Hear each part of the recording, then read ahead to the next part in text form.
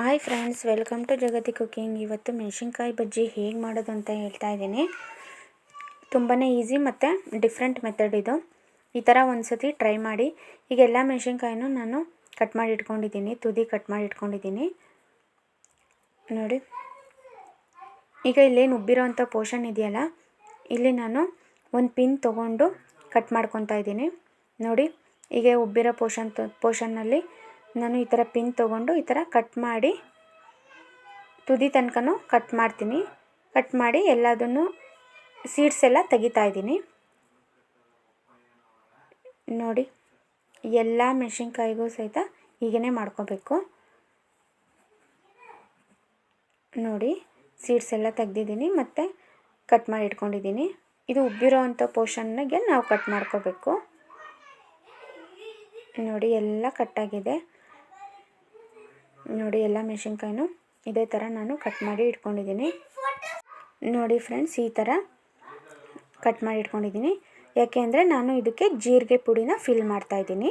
ಜೀರಿಗೆನ ಒಂದು 50% ಮಿಕ್ಸಿ ಮಾಡಿದ್ದೀನಿ, ಗ್ರೈಂಡ್ ಮಾಡಿದ್ದೀನಿ ಮತ್ತು ಸ್ವಲ್ಪ ಉಪ್ಪು ಸೇರಿಸಿ ಇದಕ್ಕೆ ಇಟ್ಟಿದ್ದೀನಿ. ಈಗ ನಾನು ಏನು ಕಟ್ ಮಾಡಿದ್ದೀನಲ್ಲ, ಅಲ್ಲಿ ಆ ಪೋರ್ಷನ್ ಒಳಗಡೆ ಈ ಥರ ಉಪ್ಪು ಜೀರಿಗೆನ ತುಂಬಿಡ್ಕೋಬೇಕು. ಈ ಥರ ಮಾಡೋದ್ರಿಂದ ನಮಗೆ ಟೇಸ್ಟು ಚೆನ್ನಾಗಿರುತ್ತೆ. ಬೇರೆ ಮೆಣಸಿನ್ಕಾಯಿ ಬೋಂಡಕ್ಕಿಂತ ಟೇಸ್ಟು ಡಿಫ್ರೆಂಟ್ ಇರುತ್ತೆ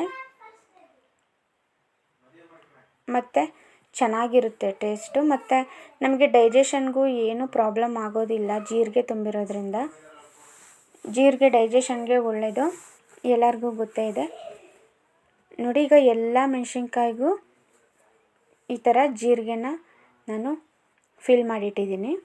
ಈಗ ನಾನು ಕಡಲೆ ಹಿಟ್ಟು ಹೇಗೆ ರೆಡಿ ಮಾಡೋದು ಅಂತ ಹೇಳ್ತಿದ್ದೀನಿ. ಒಂದು 200 ಗ್ರಾಮ್ಸಷ್ಟು ಬೋಂಡ ಮಾಡೋ ಹಿಟ್ಟು ತೊಗೊಂಡಿದ್ದೀನಿ.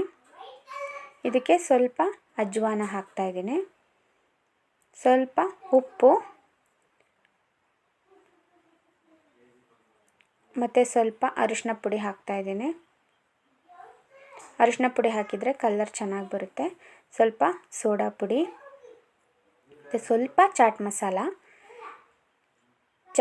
ಹಾಕಿದ್ರೂ ಟೇಸ್ಟು ಡಿಫ್ರೆಂಟಾಗಿರುತ್ತೆ ನೋಡಿ. ಸ್ವಲ್ಪ ಜೀರಿಗೆ ಹಾಕ್ತಾಯಿದ್ದೀನಿ, ಭಾಳ ಹಾಕ್ತಿಲ್ಲ, ಏಕೆಂದರೆ ಮೆಣಸಿನ್ಕಾಯೆಲ್ಲ ಇರೋದ್ರಿಂದ ಸ್ವಲ್ಪ ಹಾಕಿದರೆ ಸಾಕು. ಸ್ವಲ್ಪ ನೀರು ಹಾಕಿ ಈ ಥರ ನಾವು ಹಿಟ್ಟನ್ನ ಕಲಿಸ್ಕೊತ ಬರಬೇಕು. ಜಾಸ್ತಿ ನೀರು ಹಾಕಿ ತೆಳು ಮಾಡ್ಕೊಳಕ್ಕೆ ಹೋಗಬೇಡ್ರಿ, ಮೆಣಸಿನ್ಕಾಯಿ ಹಿಟ್ಟು ಹಿಡಿಯೋದಿಲ್ಲ. ಸ್ವಲ್ಪ ಮೀಡಿಯಮ್ಮಾಗೆ ಈ ಥರ ಪೇಸ್ಟ್ ಟೈಪ್ ಆಗಬೇಕು, ಅಲ್ಲಿ ತನಕ ಚೆನ್ನಾಗಿ ಕಲಿಸ್ಕೊತ ಬನ್ನಿ ನೋಡಿ. ಇಷ್ಟಾದರೆ ಸಾಕು. ಈಗ ನಾನು ಏನು ಉಪ್ಪು ಜೀರಿಗೆ ಫಿಲ್ ಮಾಡಿರೋ ಅಂಥ ಸೈಡಿಂದನೇ ನಾನು ಹಿಟ್ಟು ತೊಗೊಂಡು ಹಾಕ್ತಾಯಿದ್ದೀನಿ. ಒಂದು ಸೈಡ್ ಖಾಲಿ ಇರಬೇಕು, ಇನ್ನೊಂದು ಸೈಡಲ್ಲಿ ಉಪ್ಪು ಜೀರಿಗೆ ತುಂಬಿರೋ ಜಾಗದಲ್ಲೇ ನಾವು ಹಿಟ್ಟು ತೊಗೊಂಡು ಹಾಕಬೇಕು ನೋಡಿ. ಒಂದು ಸ್ವಲ್ಪ ಫ್ರೈ ಮಾಡ್ಕೊಳ್ಳಿ ಚೆನ್ನಾಗಿ. ಲೈಟಾಗಿ ಗೋಲ್ಡನ್ ಕಲರ್ ಬಂದರೆ ಸಾಕು ನೋಡಿ. ಎಷ್ಟು ಚೆನ್ನಾಗಿ ಆಗ್ತಿದೆ, ಉಬ್ಬಿ ಬರ್ತಿದೆ. ಸ್ವಲ್ಪ ಲೈಟಾಗಿ ಫ್ರೈ ಆಗಿ ಸ್ವಲ್ಪ ಗೋಲ್ಡನ್ ಕಲರ್ ಬಂತು ಅಂದರೆ ಅಷ್ಟರಲ್ಲೇ ತೆಗೆದುಬಿಡಿ, ತುಂಬ ಫ್ರೈ ಮಾಡೋಕ್ಕೆ ಹೋಗಬೇಡಿ ನೋಡಿ. ಇಷ್ಟಾದರೆ ಸಾಕು. ಈ ಟೈಮಲ್ಲಿ ನಾನು ಎಲ್ಲ ಮೆಣಸಿನ್ಕಾಯಿನೂ ತೆಗೆದಿಟ್ಕೊತಿದ್ದೀನಿ ನೋಡಿ. ತೆಗೆದ್ಮೇಲೆ ಈ ಥರ ಆಗಿದೆ ಮೆಣಸಿನ್ಕಾಯಿ ಬೋಂಡ. ಜಾಸ್ತಿ ಆಯಿಲು ಸಹಿತ ಹಿಡ್ದಿಲ್ಲ, ಚೆನ್ನಾಗಾಗಿದೆ. ಒಂದು ಸತಿ ಟ್ರೈ ಮಾಡಿ ನೋಡಿ. Thank you.